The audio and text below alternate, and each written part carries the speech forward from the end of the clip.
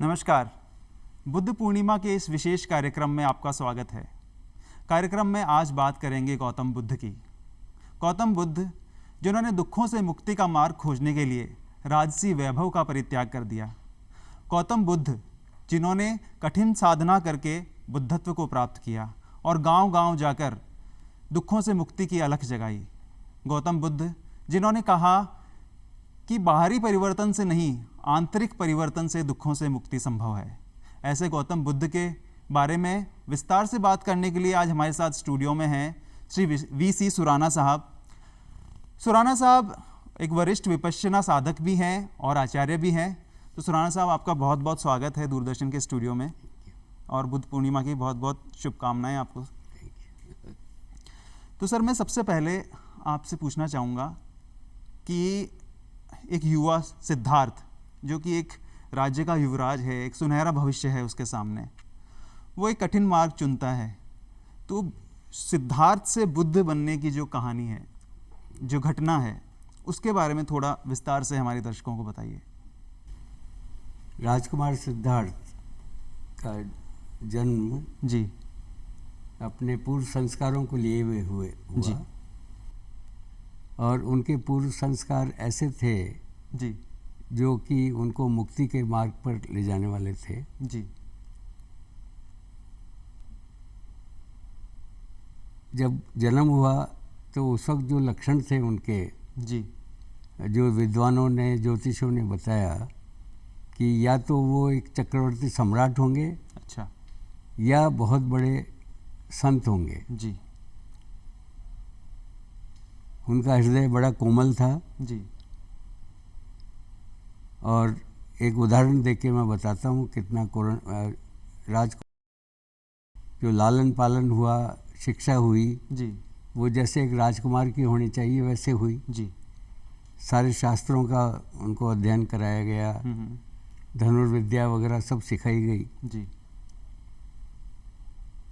उनके साथी थे देवदत्त, जी जो उनके चचेरे भाई या इस तरह की रिश्तेदारी में थे। जी वो बड़े कठोर थे। अच्छा, तो एक बार जब वो घूमने गए हुए थे जी तो एक हंस ऊपर से उड़ा। जी हंस को देवदत्त ने तीर से मारा जी और वो नीचे आके गिर पड़ा। जी सिद्धार्थ वो देख के विवल हो गए। जी उन्होंने उसको प्यार से उठाया, उसका उपचार किया। जी देवदत्त ने कहा कि ये तो मेरी प्रॉपर्टी है, क्योंकि मैंने इसको मार के गिराया है। जी सिद्धार्थ ने कहा नहीं, ये तुम्हारी प्रॉपर्टी नहीं हो सकती, क्योंकि तुमने मारा है जी और मैंने उसको जीवन दिया है। जी जी जी तो इसलिए मेरी प्रॉपर्टी हुई। बड़ों ने भी उसका अनुमोदन किया कि जिसने बचाया है उसी की प्रॉपर्टी होनी चाहिए। जी तो ये एक सिद्धार्थ की कोमल भावना जो एक हंस के प्रति थी, जी जी वो बताती है। जी सिद्धार्थ ने देखा कि संसार में दुख ही दुख है। जी कोई किसी बात से दुखी है, कोई किसी बात से दुखी है, और इस दुख का कारण क्या है वो खोजने में उसके मन में तड़प थी। जी निमित्त मिला उसको कि चारों तरफ देखते हैं, कहीं बुढ़ापा है, कहीं मृत्यु है, जी कहीं और कुछ है, बीमारी है, बीमारियां हैं। जी तो वो देख के उसके मन में हर वक्त उथल पुथल रहती थी। जी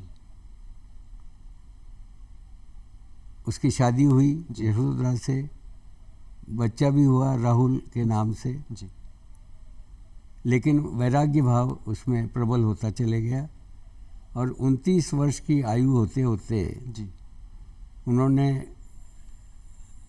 डिसाइड किया कि अब उसको गृह त्याग करना है। जी कुछ निमित्त भी बन गए। जी एक ही दिन में, पहले भी होता रहता था, जरा मृत्यु भी होती थी, बीमारी भी होती थी, सब होता था। जी लेकिन उस वक्त एक ही दिन में 4 निमित्त ऐसे मिले जी कि एक मृत्यु शैया पर आदमी मिला, जी बीमार आदमी मिला और वृद्ध आदमी मिला। जी तीनों मिले। जी और उसके बाद एक भिक्षु भी मिल गया। जी।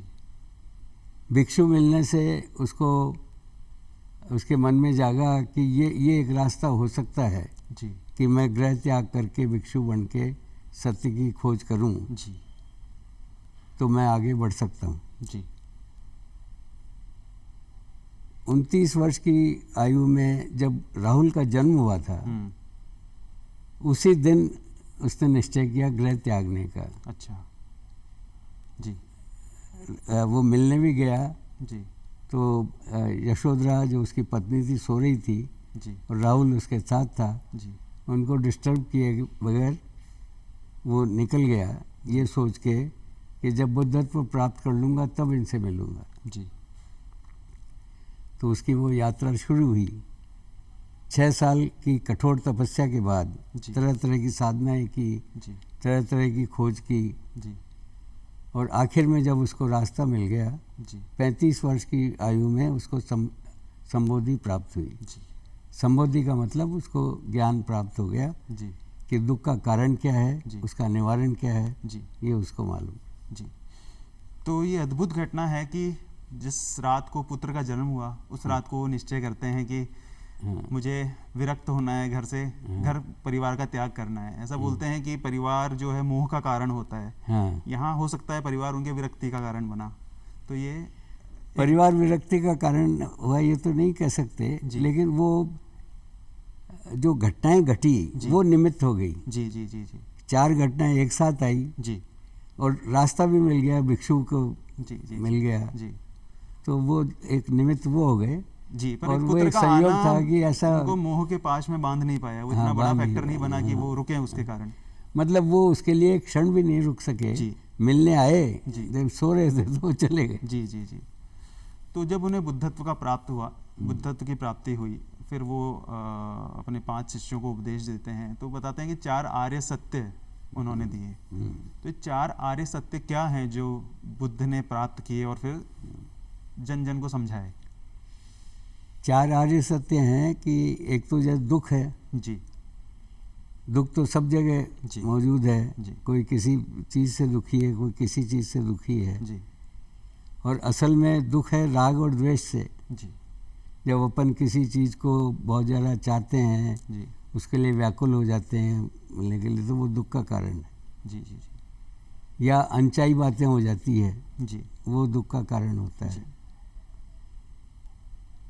तो ये सब कारणों को ढूंढने का काम उसने किया। ये कारण है जिसकी वजह से दुख होता है। जी। दूसरा सत्य ये है कि उसका निवारण भी है। जी। और निवारण है तो उसका जो उसके निरोध है उसका, और निरोध के उपाय भी हैं। जी। तो ये 4 आर्य सत्य उन्होंने समझा है। जी। तो दुख है, दुख का कारण है, दुख का निरोध है और दुख के निरोध का उपाय है। तो ये 4 आर्य सत्य उन्होंने समझाए। आज के समय में कितने प्रासंगिक हैं सर?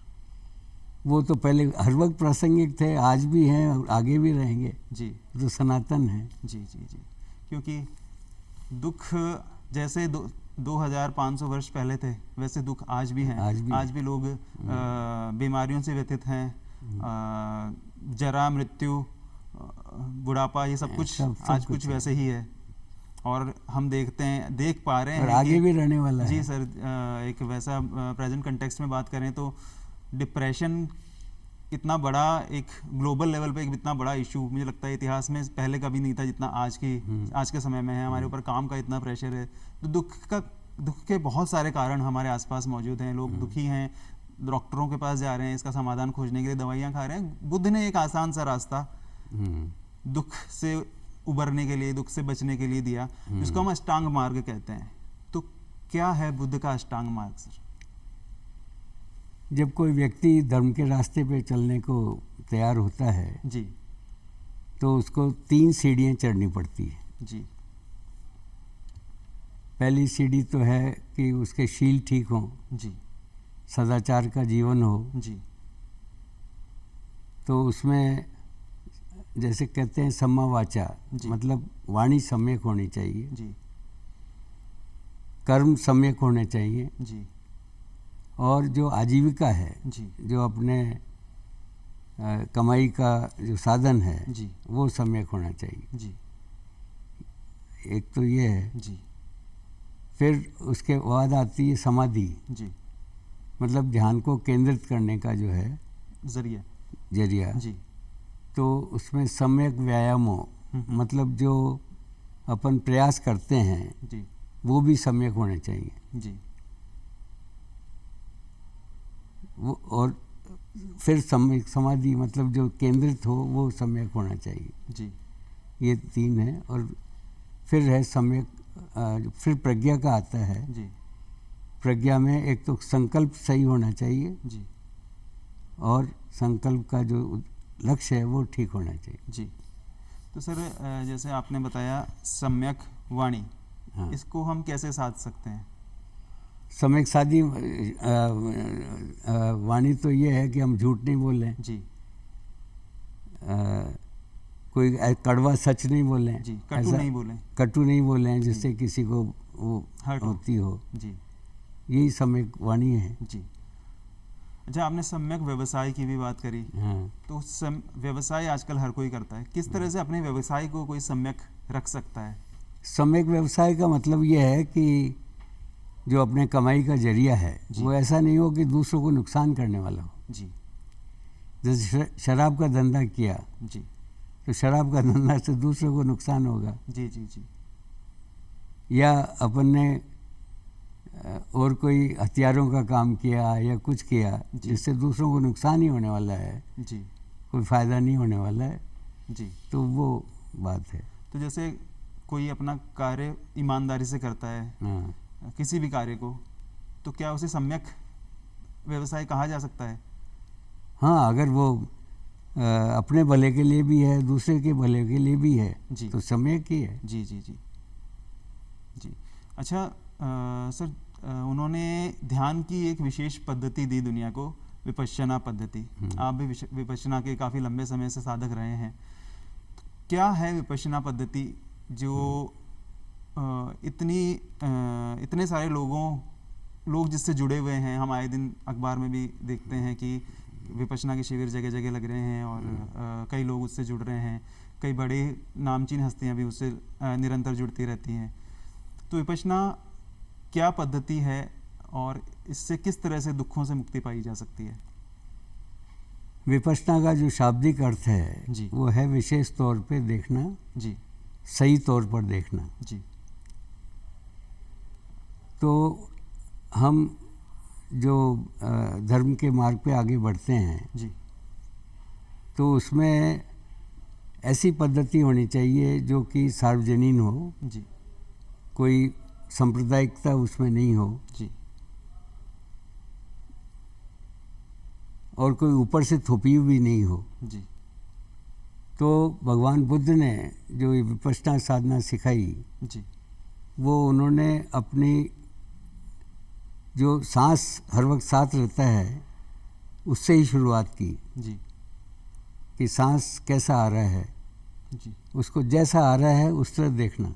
जी, अगर लंबा आ रहा है तो लंबा देख रहे हैं, छोटा आ रहा है छोटा देख रहे हैं, जी, कहीं छू रहा है उसको देख रहे हैं। तो ये सब देखते देखते जी, और ध्यान केंद्रित होने लगता है। जी, ध्यान केंद्रित होता है, मन टिकता है। जी, मन टिकता है तो फिर अपने बारे में खोज शुरू होती है। जी, चित्त और शरीर जी, ये हरदम काम करते रहते हैं, हर क्षण काम करते रहते हैं। जी, कभी सोते हैं तो भी रुकते नहीं हैं। जी, तो जब अपना कोई भी भाव जागता है जी, या कुछ भी जागता है तो वो संवेदना के रूप में अपने को महसूस होता है। जी, संवेदना अच्छी भी हो सकती है, प्लेजेंट भी हो सकती है, जी। अनप्लेजेंट भी हो सकती है। बिल्कुल। तो अपन उसको निष्पक्ष भाव से देखते हैं, जी, मतलब बजाय उसको अच्छा मानना बुरा मानना, ये नहीं कि बजाय उसको जैसे दृष्टा भाव से देखना है, जी, दृष्टा भाव से देखते हैं उससे मन की शुद्धि होती है। जी। और जो अपने में जो विकार जाग रहे हैं जी। वो भी संवेदनाओं के रूप में भी आगे आते हैं। जी। जब वो आए और उसका प्लेजेंट अनप्लेजेंट फीलिंग्स हो, जी। उस वक्त अगर अपन दृष्टा भाव रखते हैं जी। तो वो आके चले जाते हैं, जी। उसका नया फल नहीं आता है। जी। जी। जी। और अगर उससे राग द्वेष करते हैं जी। तो फिर नया फल आता है। जी। मतलब और जो कर्म बीज हैं जी। वो कर्म जब उखड़ के आते हैं तो अगर अपन उसमें राग द्वेष करेंगे जी। तो नए कर्म जन्म लेंगे। जी। अगर दृष्टा भाव रखेंगे तो वो कर्म खत्म हो जाएंगे जी। और नए कर्म बनेंगे नहीं। जी। तो इस तरह चित्त की शुद्धि होती रहती है। जी। जी। जी। चित्त की शुद्धि होती होते फिर एक प्रक्रिया है जी। जो कि टाइम कुछ भी लग सकता है, कोई छोटे कम टाइम में हो जाता है, कोई ज़्यादा, कि चित्त की शुद्धि होने लगती है। जी। और चित्त की शुद्धि होने से वो धर्म के मार्ग पे आगे बढ़ता है। जी। तो विपश्यना के बारे में सर ने बताया कि हमें संवेदनाएं निरंतर महसूस होती हैं शरीर पर, अच्छी संवेदनाएं, बुरी संवेदनाएं। जब हमें क्रोध आता है तो कुछ संवेदनाएं होती हैं शरीर पर, हमें भारीपन महसूस हो सकता है सिर के अंदर। जब हम दुखी होते हैं तो छाती में भारीपन महसूस हो सकता है। जब हम किसी बात से प्रसन्न होते हैं तो हमें अलग तरह की संवेदनाएं शरीर पर होती हैं। तो हम इन संवेदनाओं से राग और द्वेष की भावनाएं जगाते रहते हैं। जो अच्छी संवेदनाएं होती हैं हम चाहते हैं कि लंबे समय तक टिके, तो हम उनसे राग जगाते हैं। जो बुरी संवेदनाएं होती हैं हम चाहते हैं कि वो चली जाए, तो हम उन्हें द्वेष जगाते हैं। और ये राग और द्वेष जो संवेदनाओं के प्रति हैं, ये मुख्यतः हमारे दुख का कारण है, ऐसा सर ने बताया। इस बात का ये सार हम कह सकते हैं। अच्छा सर, आपने बड़ी अच्छी बात बताई, विपश्यना विस्तार से समझाई। लेकिन क्या कोई भी विपश्यना सीख सकता है, या क्या उसके लिए किसी तरह की दीक्षा लेनी पड़ती है, या भिक्षु बनना पड़ता है, या ऐसे कोई प्रक्रिया है? नहीं, कोई भिक्षु बनने की ज़रूरत नहीं है। कोई भी सामान्य व्यक्ति जी ये साधना कर सकता है। जी। और असल में तो ये गृहस्थों के लिए ही बहुत ज़्यादा उपयोगी है। जी। क्योंकि गृहस्थों का जंजाल रहता है जी। रोज़, अनचाही भी होती है, मनचाही भी होती है। जी।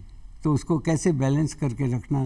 जी। ये जो डिप्रेशन की बीमारियां हैं और बीमारियां हैं, जी। साइकोसोमेटिक डिजीज़ हैं, जी।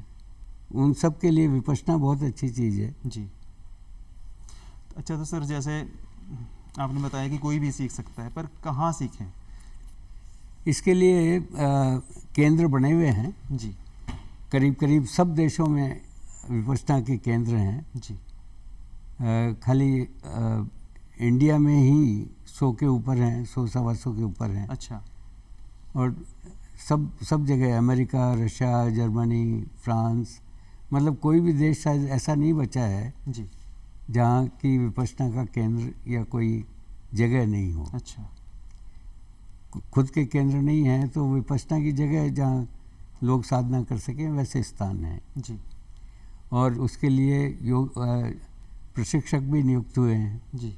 जो कि इन कोर्सेज को कंडक्ट करते हैं। जी। जी। जी। जो वहाँ के नियमावली है सब एक सी है। जी। आप कहीं भी चले जाएं, जी। सब जगह एक ही तरह के नियम मिलेंगे, जी। एक ही तरह की समय सारणी भी होगी। जी। जी। जी। जी। तो इन केंद्रों पे संपर्क करके, और जब भी कोई शिविर हो रहा हो, इसमें आपको जो धम्मा.org एक वेबसाइट है, dhamma.org। हाँ जी। VRI Dhamma.org है, तो उन पे आपको सारी इन्फॉर्मेशन मिलेगी। जी। जी। कोर्सेज कहाँ कहाँ हैं। जी। जी। जी। रजिस्ट्रेशन भी उसी पे हो सकता है, जी। उस वेबसाइट पे ही। जी। तो dhamma.org पर आप लॉगिन करके देख सकते हैं कि कौन से कोर्स में स्थान अवेलेबल है। आप आसपास के, आपके शहर के आसपास जो केंद्र हो वहाँ पे जाके विपश्यना सीख सकते हैं आसानी से। सर, हम गौतम बुद्ध की बात कर रहे थे। गौतम बुद्ध ने दुखों से मुक्ति का रास्ता तो दिया ही, वो एक तरह के क्रांतिकारी भी थे। उन्होंने बहुत सारे सामाजिक परिवर्तन लेकर आने की कोशिश करी। तो उनमें एक महत्वपूर्ण योगदान जो उनका माना जाता है कि उन्होंने अंधविश्वासों के उन्मूलन के लिए काफ़ी कार्य किया। तो ऐसी उनके जीवन की कोई घटना जिसमें उन्होंने अंधविश्वासों के उन्मूलन के लिए कोई कार्य किया हो, जो आपके ध्यान में हो? एक दो इंस्टेंस बताता हूँ। जी। जैसे किसी के बाप की डेथ हो गई, जी। तो उस वक्त कर्मकांड होते थे जी कि उसकी जो मृत्यु हुई है वो उसको स्वर्ग मिल जाए, जी अच्छा जीवन मिल जाए। जी तो वो अलग अलग पंडितों के पास जाके वो क्रियाकांड कराते थे। जी भगवान बुद्ध वहाँ मौजूद थे। जी तो उस नौजवान ने अपने बाप का जो डेथ हो गई जी तो कहा महाराज कुछ कर्मकांड कराइए जिससे इसके स्वर्ग के द्वार खुल जाएं। जी अब वो इतना विवल था कि उसको और कोई तरह समझाना मुश्किल था। जी तो भगवान ने कहा ठीक है, तुम ऐसा करो, 2 हंडियाँ ले आओ, जी एक में घी भर दो जी और एक में कूड़ा कंकर भर दो, जी दोनों के मुंह बांध दो, जी बांध को उसको नदी में नीचे छोड़ दो। जी दोनों नीचे चले गए। जी अब डंडा लेके जी। और उन दोनों को फोड़ो। जी तो अगर फोड़ा जी तो घी ऊपर आ गया, कंकड़ नीचे उतर गए। बिल्कुल जी तो उन्होंने समझाया कि भाई अगर घी जैसे उसके कर्म हैं जी। तो वो ऊपर ही जाने वाला है। जी अब वो ऊपर घी आ गया, अब उसको कहो तू नीचे चले जा, वो जाने वाला नहीं है। जी कंकड़ नीचे हैं, उसको कहो तू ऊपर आ जा, वो आने वाले नहीं जी। है। तो जैसे कर्म होंगे वैसी उसको गति मिलेगी। जी अगर उसके अच्छे कर्म हैं तो उसको स्वर्ग के द्वार ही मिलेंगे, जी जी जी। और अगर खराब कर्म है तो ऐसा तो होगा। कर्म कांड से हाँ। इसके ऊपर कोई फर्क पड़ने वाला नहीं है। अगर हाँ। आपके कर्म अच्छे हैं तो आप आपकी कितने सदगति होनी पूजा है। पंडितों को कुछ भी करो, कुछ होने वाला नहीं। जी जी जी। ये उनका जी जी संदेश था। बिल्कुल। इसी तरह ऊंच नीच का जो भेदभाव समाज में होता था उस हाँ। समय, उसको दूर करने के लिए भी भगवान बुद्ध ने कार्य किए। हाँ। तो उसके संबंध में अगर कोई घटना हो। देखिए जो साधना सीखने आते थे जी उनमें वो बिल्कुल भेदभाव नहीं रखते थे। जी वो हर वक्त कहते थे कि जैसे कर्म है जी वही उसकी जाति होती है। जी कोई ब्राह्मण कुल में जन्म गया तो वो नहीं होता, जी शूद्र कुल में जन्म गया तो शूद्र ही नहीं रहने वाला है। एक बालक था, जी वो एक चांडाल का बालक था। जी 7 साल की आयु में ही वो भगवान के संपर्क में आ गया जी और धर्म सीखते सीखते अनंत हो गया। जी तो इस तरह के वो है जिसमें कि ये होता है कि जाति पाति कुछ होता ही नहीं है। जी जी जी। ऐसे ही अंगुलीमाल की कथा का विशेष प्रसंग आता है। अंगुलीमाल ऐसा व्यक्ति से हर कोई डरता है उसके आसपास जाने से भी। वो बुद्ध का शिष्य बनता है। उस कथा की क्या विशेषता है सर? देखिए अंगुलीमाल बहुत क्रूर आदमी था जी और निर्दोष लोगों की हत्या करता था। जी कौशल प्रदेश का रहने वाला प्रसेनजीत उस वक्त राजा था। जी तो उसने 999 हत्याएं कर दी। जी फिर प्रसेनजीत राजा जो था उसने पहले तो जो भी सेना वगैरह थी वो उसके काबू में नहीं आया। जी प्रसेनजीत ने दृढ़ निश्चय किया कि मैं उसको खुद जाके जी और ख़त्म करूँगा। जी भगवान बुद्ध को के मन में करुणा जागी जी और वो अंगुलीमाल के घर पे चले गए। अच्छा वो तो उनकी तरफ दौड़ने लगा मारने के लिए भगवान बुद्ध को। जी उन्होंने अपने रिद्धि बल से जी वो चलते रहे सामान्य तौर पर, जी लेकिन उसको लगा कि ये दौड़ रहे हैं जी और वो दौड़ता हुआ थक गया, वो पकड़ पकड़ नहीं पा नहीं रहा। सका उनको। जी तो उंगलीमाल ने आवाज़ दी कि रुक जा, जी तुम रुको। तो भगवान बुद्ध ने जवाब दिया कि मैं तो रुका हुआ ही हूँ, जी रुके हुए तो तुम नहीं हो, जी क्योंकि तुम कर्म पे कर्म बांधते जा रहे हो जी और तुम्हारी कर्म श्रृंखला आगे बढ़ती जा रही जी है। जी तुम रुक जाओ। जी तो ये एक संदेश उसको था जी जो उसको एकदम वो ठिठक गया जी और भगवान की शिक्षा ग्रहण की जी और आगे जाके भिक्षु बन गया, जी अरंत भी हो गया। एक बार जब वो भिक्षाटन के लिए जा रहा था जी तो एक औरत बहुत दर्द से विवल थी। जी उसके शायद गर्भ की प्रसूति पीड़ा में प्रसूति पीड़ा होगी। जी। तो भगवान से उसने प्रश्न किया कि इसके कष्ट का निवारण कैसे कर सकते हैं। जी। तो भगवान ने उत्तर दिया कि तुम सत्य क्रिया करो। जी। सत्य क्रिया होती है कि मैं जो सच है जी। उसको रिपीट करूं, जी। वो सत्य क्रिया होती है। जी। तो भगवान से उसने पूछा क्या सत्य क्रिया करूं। जी। कि ये सत्य क्रिया करो कि जब से मैंने जन्म लिया है जी। तब से मैंने किसी को तकलीफ नहीं दी। जी। तो उसने कहा भगवान मैं ऐसे कैसे कर सकता हूँ जी। कि मैंने तो हत्याएं की है। जी। तो उन्होंने कहा नहीं, तुम जब से श्रोतापन्न हो गए, मतलब जब से तुम धर्म के स्रोत में पड़ गए, जी। तब से तुमने कोई ऐसा काम नहीं किया जिससे किसी को तकलीफ हो। जी। ये तुम 3 बार कहो तो उसका कष्ट निवारण होगा। जी। उसने वैसा ही किया। जी। तो अंगुलीमाल एक डाकू से एक संत हो गया, अरंत हो गया। जी। वो एक ऐसा। जी। तो किस तरह से एक ऐसा व्यक्ति जो समाज में अपराधी के तौर पे जाना जाता था, लोग उसके आसपास भी आने से डरते थे, वो एक अरहंत पद को प्राप्त करता है, पूर्ण मुक्ति को प्राप्त करता है बुद्ध के संपर्क में आने से। तो ऐसा है बुद्ध का मार्ग, जो श्रेष्ठतम वस्तु है जीवन की, अरहंत पद, वो आप प्राप्त कर सकते हैं बुद्ध के मार्ग पर चलकर, बुद्ध के मार्ग पर आगे बढ़कर। तो आशा है आज का कार्यक्रम बहुत अच्छा रहा, आप लोगों ने काफ़ी शिक्षा प्राप्त करी होगी, बहुत कुछ सीखा होगा कि किस तरह से बुद्ध के मार्ग पर चलकर हम हमारे और हमारे समाज के दुखों का अंत कर सकते हैं, हम सत्य और करुणा के मार्ग पर चल सकते हैं, एक अच्छे दुनिया का, अच्छी पृथ्वी का निर्माण कर सकते हैं। तो बहुत बहुत धन्यवाद सर आपका, बहुत अच्छी जानकारी आपने हमारे दर्शकों को दी।